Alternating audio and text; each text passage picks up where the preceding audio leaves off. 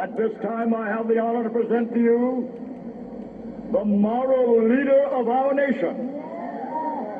I have the pleasure to present to you Dr. Martin Luther King, Jr.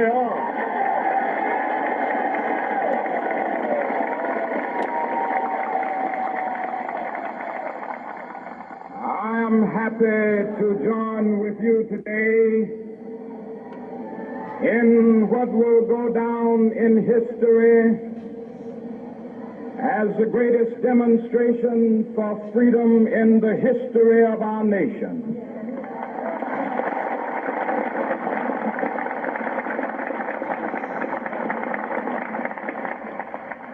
Fourscore years ago, a great American in whose symbolic shadow we stand today signed the Emancipation Proclamation. This momentous decree came as a great beacon light of hope to millions of Negro slaves who had been seared in the flames of withering injustice. It came as a joyous daybreak to end the long night of their captivity. But 100 years later, the Negro still is not free. 100 years later, the life of the Negro is still sadly crippled by the manacles of segregation and the chains of discrimination. 100 years later, the Negro lives on a lonely island of poverty in the midst of a vast ocean of material prosperity. 100 years later,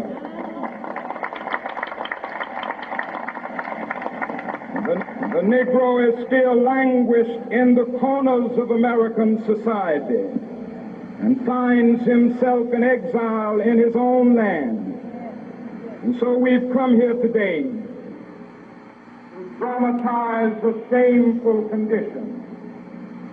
In a sense, we've come to our nation's capital to cash a check. When the architects of our republic wrote the magnificent words of the Constitution and the Declaration of Independence, they were signing a promissory note to which every American was to fall heir. This note was a promise that all men, yes, black men as well as white men, would be guaranteed the unalienable rights of life, liberty, and the pursuit of happiness. It is obvious today that America has defaulted on this promissory note insofar as her citizens of color are concerned. Instead of honoring this sacred obligation, America has given the Negro people a bad check, a check which has come back marked insufficient funds.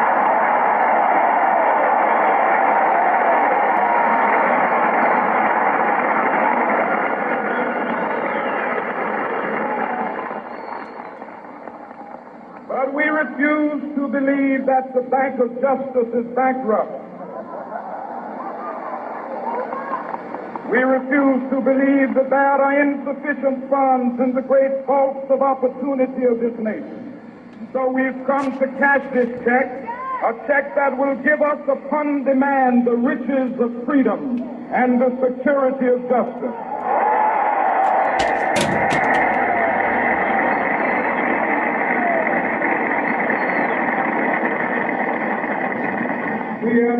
also come to this hallowed spot to remind America of the fierce urgency of now. This is no time to engage in the luxury of cooling off or to take the tranquilizing drug of gradualism.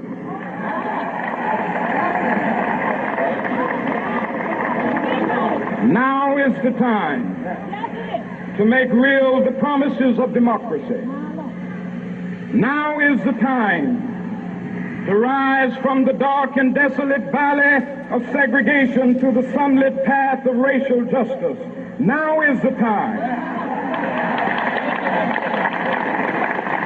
to lift our nation from the quicksands of racial injustice to the solid rock of brotherhood. Now is the time to make justice a reality for all of God's children. It would be fatal for the nation to overlook the urgency of the moment. This sweltering summit of the Negro's legitimate discontent will not pass until that is an invigorating autumn of freedom and equality. 1963 is not an end, but a beginning. Those who hope that the Negro needed to blow off steam and will now be content will have a rude awakening if the nation returns to business as usual.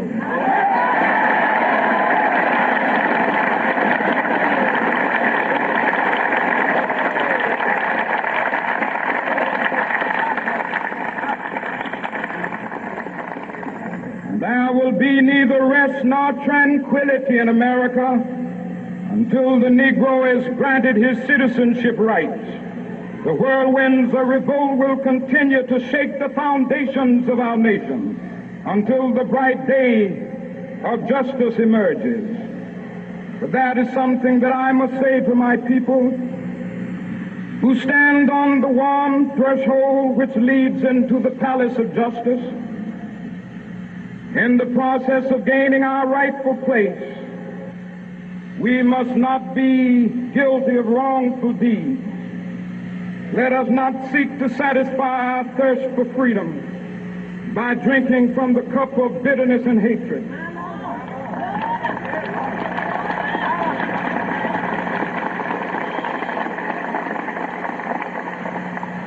We must forever conduct our struggle on the high plane of dignity and discipline. We must not allow our creative protests to degenerate into physical violence. Again and again, we must rise to the majestic heights of meeting physical force with soul force. The marvelous new militancy which has engulfed the Negro community must not lead us to a distrust of all white people. For many of our white brothers, as evidenced by their presence here today, have come to realize that their destiny is tied up with our destiny.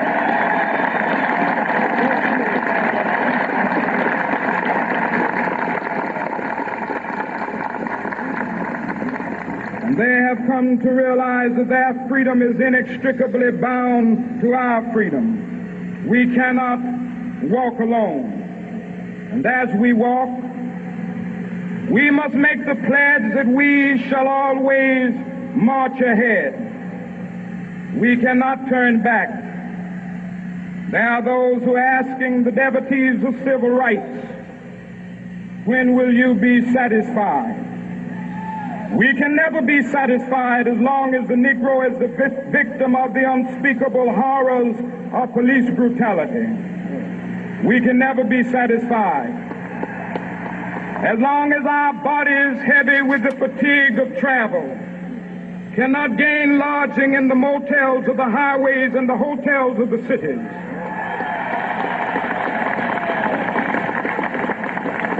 We cannot be satisfied as long as the Negro's basic mobility is from a smaller ghetto to a larger one. We can never be satisfied as long as our children are stripped of their selfhood and robbed of their dignity by signs stating for whites only.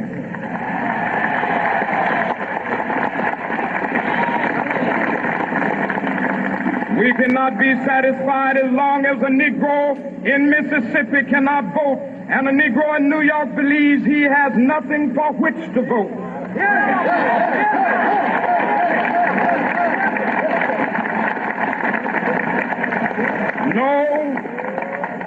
No, we are not satisfied, and we will not be satisfied until justice rolls down like waters and righteousness like a mighty stream.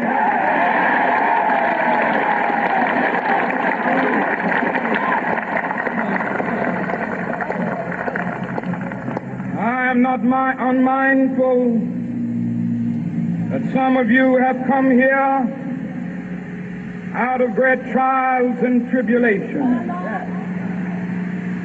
Some of you have come fresh from narrow jail cells. Some of you have come from areas where your quest for freedom left you battered by the storms of persecution and staggered by the winds of police brutality. You have been the veterans of creative suffering. Continue to work with the faith that unearned suffering is redemptive. Go back to Mississippi. Go back to Alabama. Go back to South Carolina. Go back to Georgia. Go back to Louisiana. Go back to the slums and ghettos of our northern cities. Knowing that somehow this situation can and will be changed. Let us not wallow in the valley of despair. I say to you today, my friend,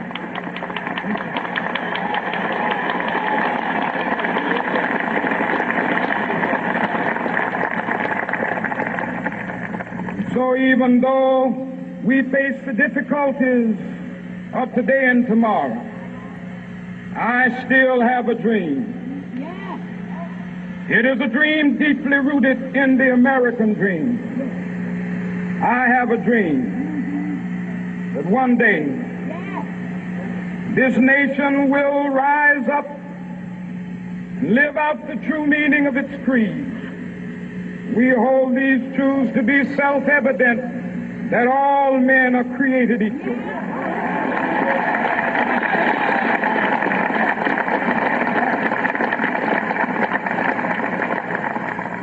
I have a dream that one day on the red hills of Georgia, the sons of former slaves and the sons of former slave owners will be able to sit down together at the table of brotherhood. I have a dream that one day,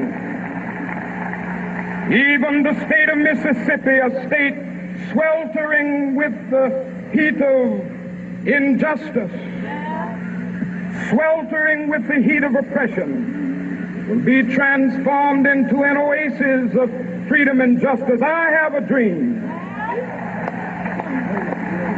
that my 4 little children will one day live in a nation where they will not be judged by the color of their skin, but by the content of their character. I have a dream today.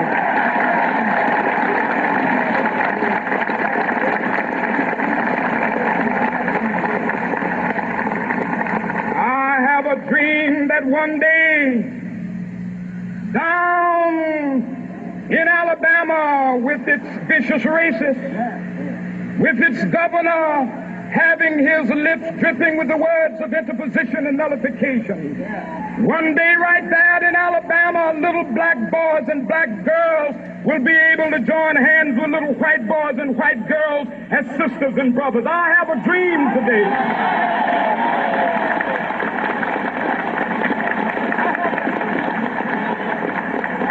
I have a dream that one day every valley shall be exalted.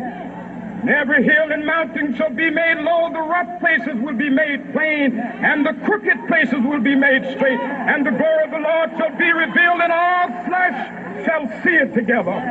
This is our hope. This is a faith that I go back to the South with. With this faith, we will be able to hew out of the mountain of despair a stone of hope. With this faith, we will be able to transform the jangling discords of our nation into a beautiful symphony of brotherhood. With this faith, We will be able to work together, to pray together, to struggle together, to go to jail together, to stand up for freedom together, knowing that we will be free one day. This will be the day. This will be the day when all of God's children will be able to sing with new meaning, "My country, tears of thee. Sweet land of liberty, of thee I sing. Land where my fathers died, land of the pilgrim's pride. From every mountainside, let freedom ring. And if America is to be a great nation, this must become true. And so let freedom ring. From the prodigious hilltops of New Hampshire, let freedom ring. From the mighty mountains of New York, let freedom ring. From the heightening Alleghenies of Pennsylvania, let freedom ring. From the snow-capped Rockies of Colorado, let freedom ring. From the curvaceous slopes of California. But not only that, let freedom ring from Stone Mountain of Georgia. Let freedom ring from Lookout Mountain of Tennessee. Let freedom ring from every hill and molehill of Mississippi, from every mountainside. Let freedom ring. And when this happens, when we allow freedom ring, when we let it ring from every village and every hamlet, from every state and every city, we will be able to speed up that day when all of God's children, black men and white men, Jews and Gentiles, Protestants and Catholics, will be able to join hands and sing in the words of the old Negro spiritual, "Free at last, free at last. Thank God Almighty,